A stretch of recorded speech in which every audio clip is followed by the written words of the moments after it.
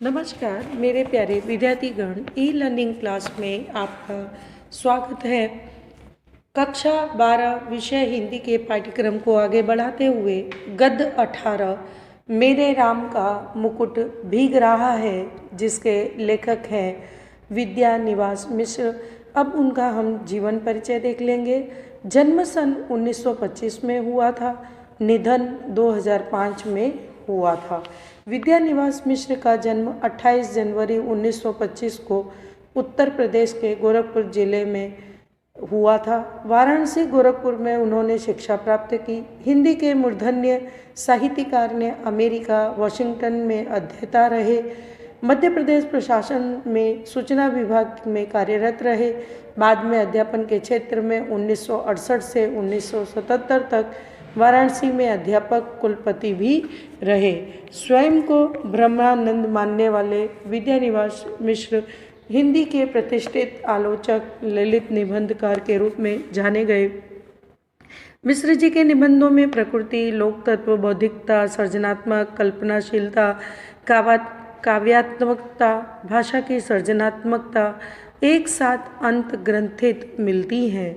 महाभारत का काव्यार्थ, भारतीय भाषा दर्शन की पीठिका, स्वरूप विमर्श, निबंध संग्रह, गांधी का करुण रस, हिंदी और हम, वाचिक कविता, भोजपुरी साहित्य के सरोकार जैसी प्रसिद्ध रचनाएं उन्होंने लिखी हैं। मानव जीवन में अनेकानेक चिंताएं व्याप्त हैं।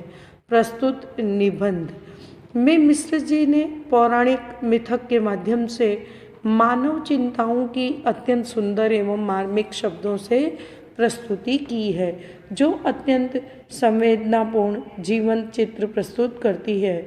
कौशल्या माता का यह विचार सर्वथा युक्ति युक्त है कि इस मौसम में मेरे राम का मुकुट भीग रहा होगा, अर्थात वे बहुत सी कठिनाइयों का सामना कर रहे होंगे। तो अब पाठ का सार हम लोग समझ लेते हैं। लेखक की उदासी क्या थी? तो लेखक का मन महीनों से उदास था। कारण था कि कुछ तबीयत ढीली होना, कुछ तनाव और कुछ काम का बोझ, पर उन्हें रात दिन नींद नहीं आती थी। तरह तरह के सपने सताते थे।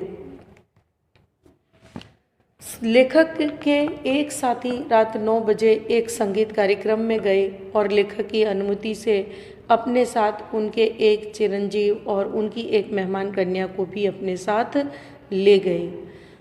अब रात 12 बजे तक वह न लौटे तो लेखक के चिरंजीव और वह लड़की संगीत कार्यक्रम से रात 12 बजे तक वापस नहीं आए तो लेखक को चिंता हुई और वे बेचैन होकर बरामदे में कुर्सी लगाकर उनके आने की राह देखने लगे।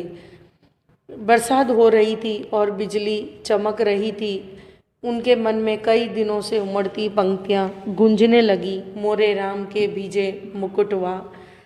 दादी नानी का गीत, लेखक के बचपन में दादी नानी के मुंह से यह गीत जाते पर गाते हुए सुनते थे और बड़े होकर विदेश से वापस आते तो भी यही गीत गाती। तभी उन्हें उनकी आकुलता पर हंसी आती और उनका दर्द नहीं छूता था। अब ढलती हुई रात में भी उनका उभरा हुआ दर्द जैसा था। लेखक को गीत की पंक्तियों के दर्द का एहसास ढलती रात को उस समय हो रहा था जब उस समय तक उनके चिरंजीव और उनकी मेहमान कन्या घर लौट कर नहीं आए। उनके मन में तरह तरह की दुश्चिंताएं उत्पन्न होती हैं। मन में अनेक विचार आते हैं। कौशल्या, राम और मुकुट। लेखक के राम के निवासन कौशल्या के अंतःकरण के दर्द, लाखों करोड़ों कौशल्याओं और उनके रामों के वन में निवासान के बारे में अनेक तर्क वितर्क करते हैं। यहाँ पर लेखक अपने जो बच्चे घर लौट कर नहीं आए हैं तो उनकी चिंताएं सता रही हैं, तो वहाँ पर वो कंपेयर कर रहे हैं कौशल्या की, माता कौशल्या राम के वन में जाने के बाद की जो बेचैनी है, वो कब घर लौट कर आएंगे, उससे अपने बच्चों की वह कंपेयर कर रहे हैं और मन में बहुत सारे विचार उनके आ रहे हैं। इस तरह से सोचते सोचते भोर यानी प्रभात हो जाता है और 4 बजने आ जाते हैं। वे अब भी उसी कुर्सी पर पड़े हुए हैं। दरवाजे पर दस्तक होती है। तभी दरवाजे पर हल्की सी दस्तक से लेखक के चिरंजीवी और मेहमान लड़की थे, उन्होंने अपने चिरंजीव और मेहमान लड़की के सिर्फ इतना ही कहा कि तुम लोगों को इसका अंदाज़ा होगा कि हम कितने परेशान रहे, कि उन्हें अंदाज है कि किस तरह से वो रात भर बेचैन रहे हैं। उनके घर ना आने पर बच्चों ने भोजन दूध कुछ नहीं छुआ और मुंह ढककर सोने का बहाना शुरू कर दिया। लेखक फिर विचारों में लीन हो जाते हैं। लेखक राहत की सांस लेते हैं और बिस्तर पर पड़ जाते हैं। वे अर्ध चेतन अवस्था में विचारों में फिर वहीं पहुंच जाते हैं जहां पहले खोए हुए थे। तो ये हुआ पाठ का सार। अब आपको आपके गृह कार्य में प्रश्न नंबर 3 के सभी प्रश्न, प्रश्न नंबर 4 के दोनों प्रश्न और प्रश्न नंबर 5 आश्रय स्पष्ट के दोनों प्रश्न आपको लिखने हैं। धन्यवाद।